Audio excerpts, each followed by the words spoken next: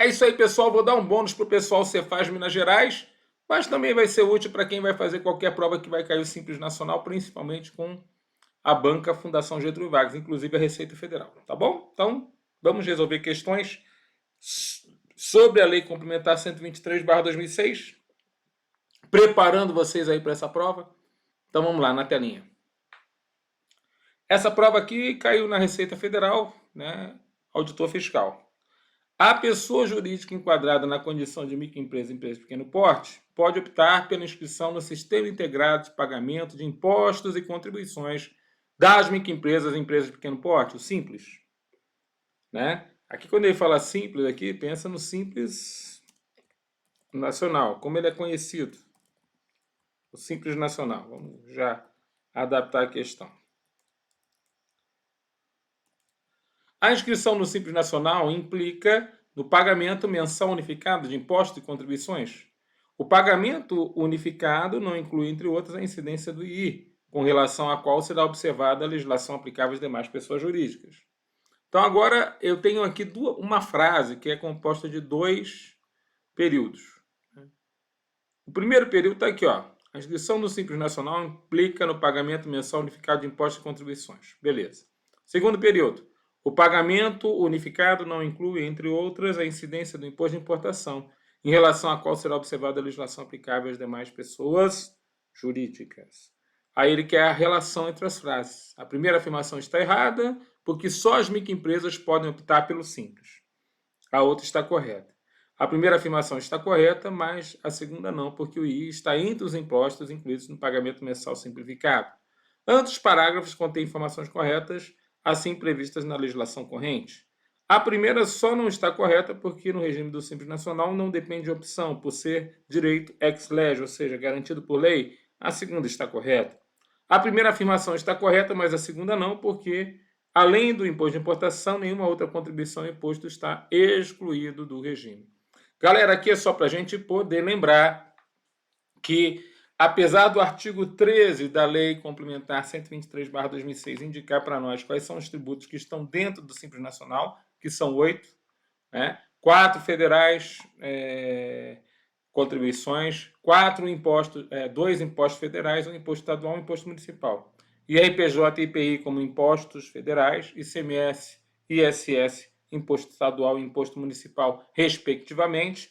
E as contribuições, contribuição patronal previdenciária, contribuição social sobre o lucro líquido, PIS, PASEP e COFINS. Tudo bem? Mas, mais importante aqui é a gente perceber que os avaliadores gostam de saber essa lista de quais são os tributos que estão dentro, e sabendo os 8 tributos que estão dentro, qualquer outro que apareça ali está fora. É o caso do imposto de importação. Não é tão simples assim, porque mesmo entre os tributos que estão dentro, nós temos algumas exceções que estão fora. Tá bom?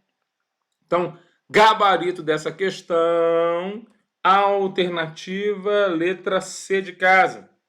Né? Conforme o artigo 13, então, da lei, o imposto de importação não está dentro do Simples Nacional. Vamos agora para o GV mesmo.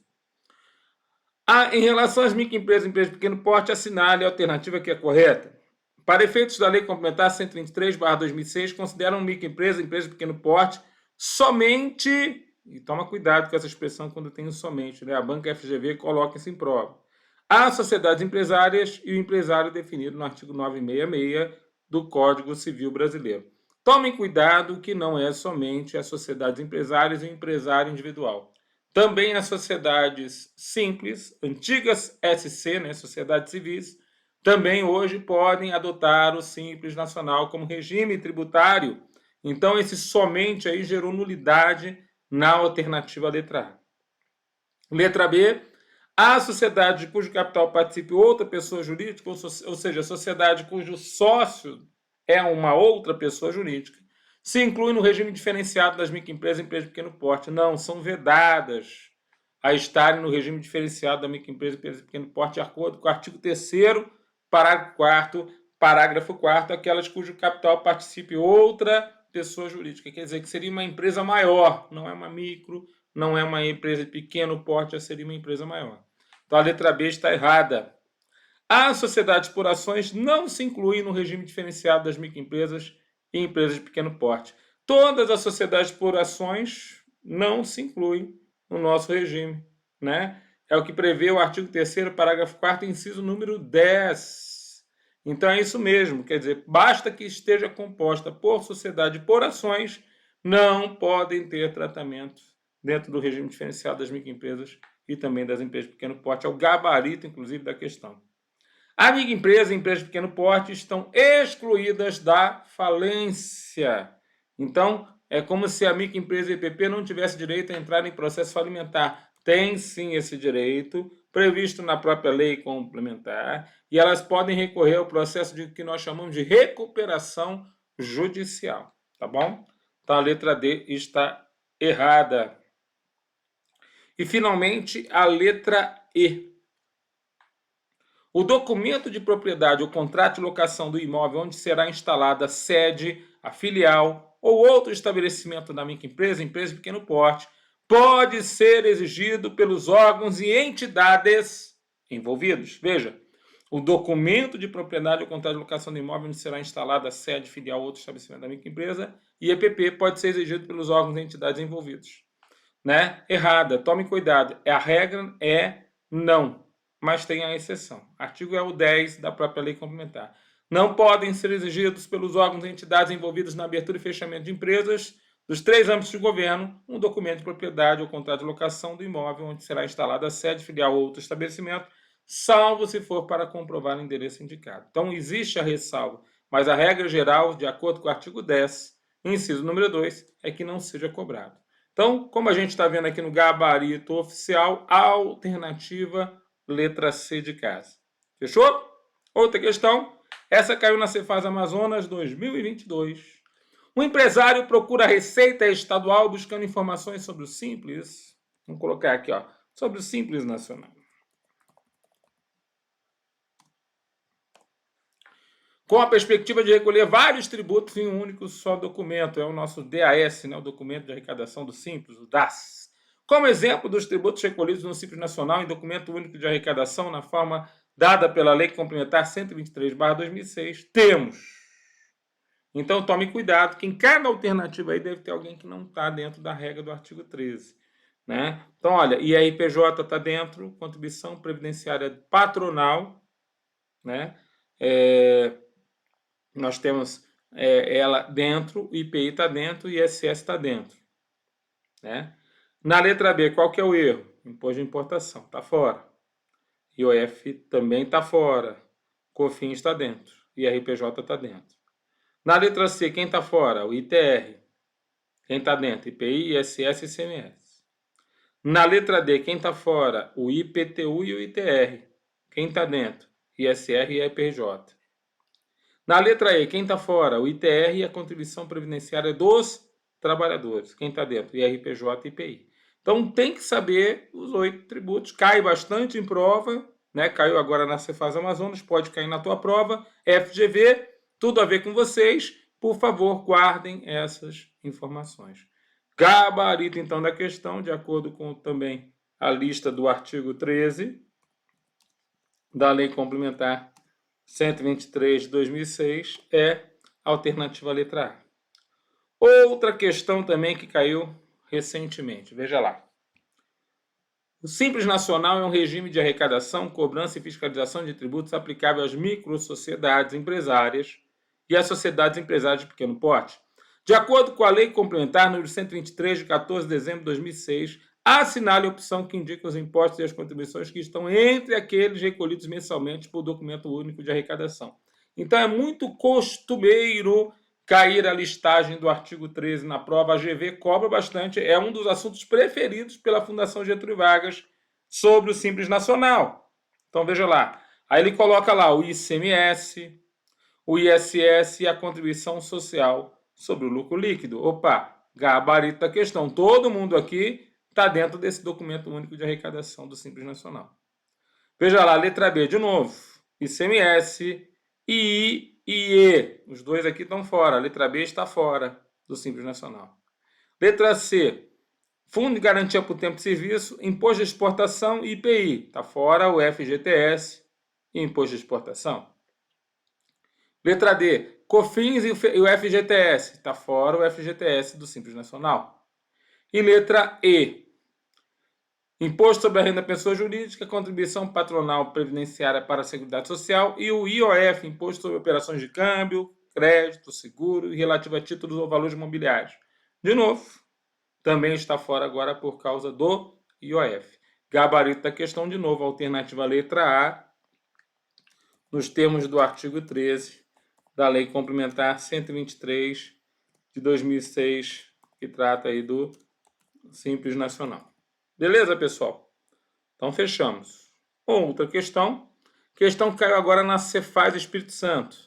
E é engraçado e interessante que a gente vai relembrar que nós temos dois tipos de vedação ao Simples Nacional.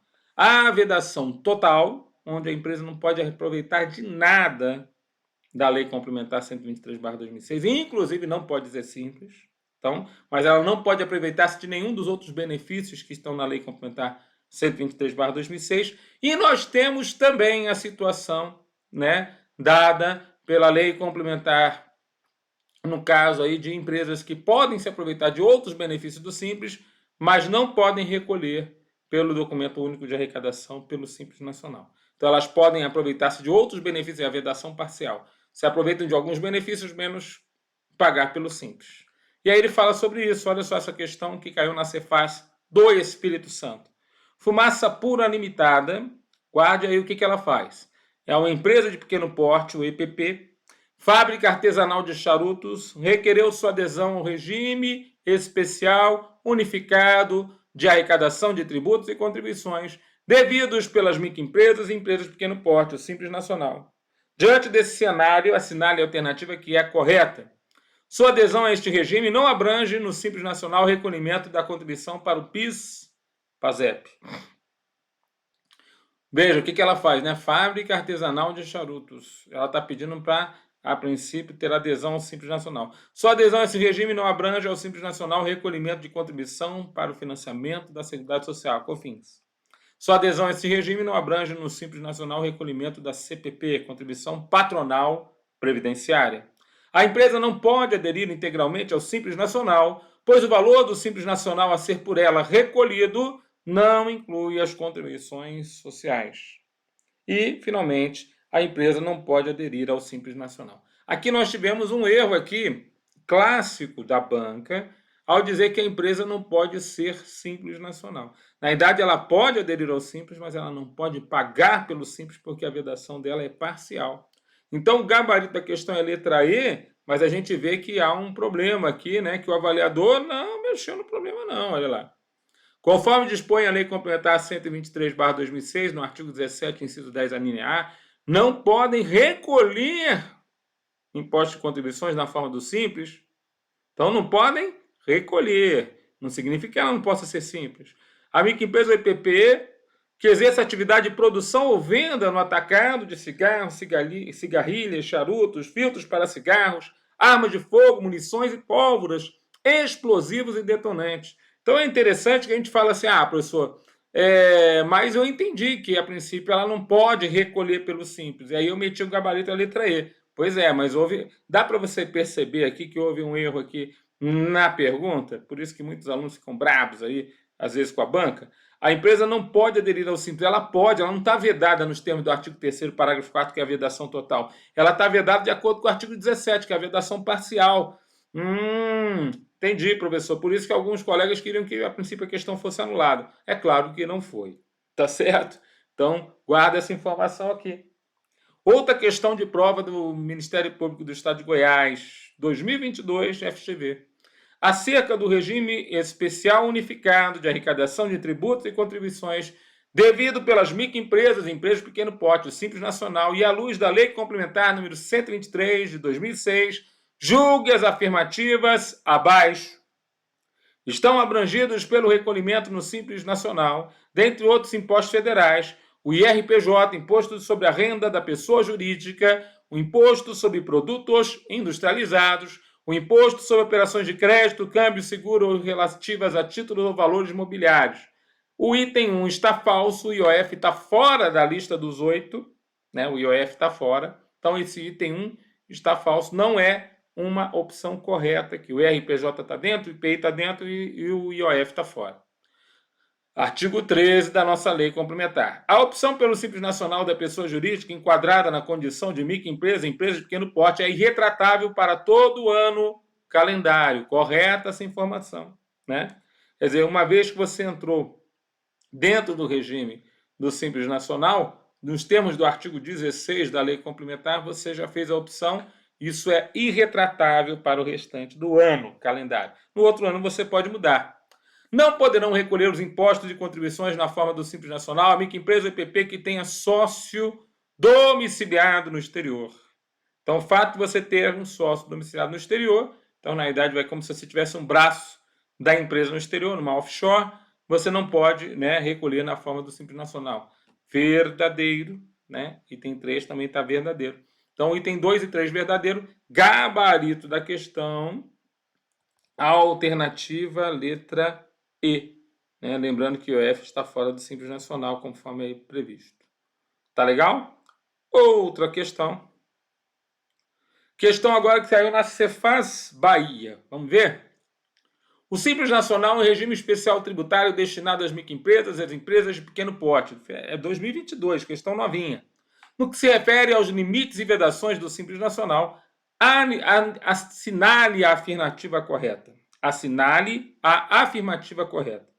Poderá optar pelo Simples Nacional pessoa jurídica de cujo capital participe outra pessoa jurídica, desde que a sua receita bruta seja inferior a R$ 4.800.000. Queridos, isso é uma vedação parcial, né? Perdão. Essa é uma vedação, ó, poderá optar, cuidado, incorre em vedação total. Você participar com outra pessoa, cujo capital participe outra pessoa jurídica. Nos termos lá do artigo 3º, parágrafo 4º, né, da nossa lei complementar. Vamos para a segunda pergunta. Caso determinada empresa de pequeno porte, optante pelo Simples Nacional, passe a ser constituída sob as formas de ações, cai de novo, né? As questões da GV se repetindo. Será excluído do tratamento jurídico diferenciado do Simples Nacional com efeitos retroativos ao início de suas atividades.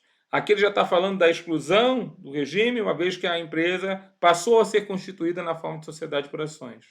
Então, veja só, a situação aqui está prevista também na nossa lei complementar e os efeitos para essa exclusão não são retroativos, ou seja, não é ex tunc, retroagem. Eles são efeitos ex nunc, ou seja, a partir do mês seguinte, não retroagem. Então, a letra B também está errada. Não constitui óbice, ou seja, problema, a adesão ao Simples Nacional, a existência pela empresa de débitos pendentes para com o INSS, para com as fazendas públicas federal, estadual, municipal, em razão do princípio da isonomia tributária. Toma cuidado. Uma empresa comum hoje no Brasil pode abrir, pode ter dívida com qualquer fazenda, não tem problema nenhum, mas a empresa do Simples Nacional não. Então a gente fala que tem que ter um regime simplificado e favorecido, mas nessa hora não tem favorecimento. Se você tem dívidas para com a fazenda pública estadual, federal, municipal, você está com problema perante, né, o Simples Nacional, tá bom? Então é mais rigoroso o tratamento do Simples Nacional, por incrível que pareça, né? No caso aqui eu estou falando de uma situação diferenciada, né? Mas é mais rigoroso o tratamento dentro do Simples Nacional a respeito da situação. Vamos lá. As microempresas e pequenas cervejarias não poderão recolher os impostos e as contribuições na forma do Simples Nacional, em razão da vedação da adesão de empresas que exerçam atividade de produção de bebidas alcoólicas. Só que essas micro e pequenas cervejarias são exceções, né? A gente, quando você lê lá o artigo próprio aí da nossa lei complementar, ele vai trazer aí a possibilidade dessas empresas aí aderirem a essa situação. Então, cuidado aí, né? As micro e pequenas cervejarias são exatamente exceção à regra. Tá aqui, ó. As micro e pequenas cervejarias são exceção a essa regra. E, finalmente, letra E. A opção pelo Simples Nacional da pessoa jurídica enquadrada na condição de microempresa de pequeno porte é retratável para todo o ano calendário, gabarito da questão previsto na nossa lei complementar. Então, gabarito da questão, alternativa letra E. Alternativa E. Fechou? Outra questão. Essa também caiu na prova da Cefaz Bahia, e o que chamou-me a atenção é o fato dele cobrar conceitos do microempreendedor individual. Achei extremamente interessante cair isso na prova, uma vez que o MEI ele é um contribuinte, né? Paga também ICMS, né? Dentro daquele valor fixo que ele vai pagar mensalmente, só que a gente não vê normalmente os estados se preocupando com o MEI em termos de ele ser ainda micro, né? A arrecadação dele é bem pequena, mas de qualquer forma está na prova da Receita da Fazenda Estadual. Então vamos ver aqui como é que caiu na nossa prova, tá bom? Então vamos ver aqui como é que caiu na prova a situação então do nosso MEI. Então ele fala aqui, ó. A Lei Complementar Federal 123/2006 prevê um regime ainda mais simplificado de recolhimento de impostos e contribuições abrangidos pelo Simples Nacional aos microempreendedores individuais, o MEI.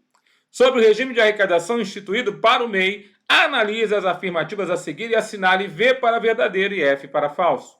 O empresário individual que possua mais de um estabelecimento não poderá optar pelo regime especial em valores fixos. O MEI é modalidade de microempresa. O MEI o MEI, microempreendedor individual, constituído na forma da startup, poderá optar pela sistemática de recolhimento em valores fixos mensais. Tá certo? Então, o valor fixo mensal é uma característica muito apropriada aqui ao MEI, que ao invés de ter que ficar, a princípio, se preocupando qual que é a sua receita bruta do mês, e o valor da receita bruta do mês ele é baixo, né? Então, ele já fica se preocupando com as situações relacionadas, né, se tem ou não que emitir nota fiscal, porque o MEI não emite nota fiscal à pessoa física, mas deve emitir para pessoas jurídicas, e, a princípio, pagar o seu valor fixo mensal, né? Mas vamos responder a pergunta. A pergunta, ela tem, na idade, 3 situações ali previstas, como que ela deve ser respondida, né? Então, coisas interessantes a respeito dessa situação aqui do nosso MEI. Primeiro, o nosso MEI está lá no artigo 18A, né? O nosso MEI está lá no artigo 18A da nossa Lei Complementar 123/2006. Então tá lá, né? E aí a gente tem a seguinte situação. Vamos colocar aqui, ó. Sobre a letra A.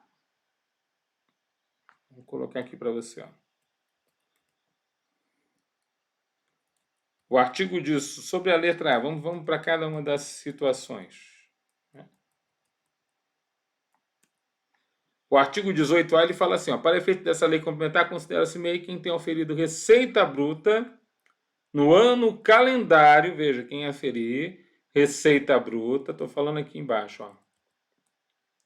No ano calendário anterior até 81 mil reais, está para passar aí esse valor para um novo valor, né? Que seja optante pelo Simples Nacional e que não esteja impedido de optar pela sistemática prevista nesse artigo, e seja empresário individual que se enquadre na definição do artigo 966 da Lei 10.406 de 2002, que é o nosso Código Civil.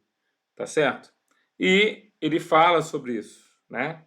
Então, o que ele fala? O empresário individual que possua mais de um estabelecimento não poderá optar pelo regime especial em valores fixos. Isso seria uma vedação para o microempreendedor individual. Quer dizer, ele não poderia ter mais de um estabelecimento, né? É interessante essa situação aqui, porque ele trata aqui a respeito dessa circunstância, né? Quer dizer, de o empresário individual, então, não poder possuir mais de um estabelecimento, né? A respeito dessa circunstância. Então, ele cita aqui para nós essa informação. Então, que o empresário individual, então, que possua mais de um estabelecimento não poderá optar pelo regime especial em valores fixos. E essa informação ela é verdadeira, né? Nós não temos aqui, não pode optar, né? O parágrafo 4º do artigo 18 vai falar sobre isso, né? que não pode optar pelo MEI, vamos lá botar aqui, ó, mais uma informação interessante aqui, ó. Não poderá optar pela sistemática do MEI, como a gente já viu no nosso curso, por exemplo, regular lá do Simples Nacional. Quem? Então, a gente tem um curso regular do Simples Nacional, são muitas videoaulas, né, professor? Exatamente. Né? Aquele que possua mais de um estabelecimento. Aquele que é constituído na forma de startup. Tá vendo? Então, cai na prova, né? Então, não pode optar pelo MEI quem possua mais de um estabelecimento, quem é constituído na forma de startup. Tá certo? E aí, então, esse item 1, por exemplo, o empresário individual que possua mais de um estabelecimento não poderá optar pelo regime do MEI. Verdadeiro. O MEI é modalidade microempresa. Está aqui, ó, no artigo 18 e parágrafo 3º, o MEI é uma modalidade de microempresa. Está aqui, ó, cai bastante essa frase em prova, que confunde o aluno, né? Verdadeiro. O MEI é constituído na forma de, o MEI constituído na forma de startup poderá optar pela sistemática de recolhimento de valores fixos mensais. Falso. Está aqui, ó, a vedação expressa no artigo 18A, parágrafo 4º, inciso 5. Não pode optar pela sistemática de pagamento pelos valores fixos mensais. Então, o gabarito da questão oficial é verdadeiro, verdadeiro, falso. Né? Alternativa letra A. Beleza, pessoal? Guardamos aqui? Então, eu fiz algumas questões aqui com vocês, mais para treinar mesmo, Fundação Getúlio Vargas, jeitão que cai na prova. Achei interessante cair uma questão sobre o MEI. Se você não conhece, nós temos um curso do Simples Nacional bem legal, bem didático, bem especial, bem específico. Videoaulas aí bem completas para você. Videoaulas sobre cada um dos temas que caem na prova do Simples Nacional para concursos públicos. Entra aí no SOS Curso, tem desconto especial, né, para o pessoal aí que estiver assistindo o vídeo. Fiquem com Deus, bons estudos e até a próxima.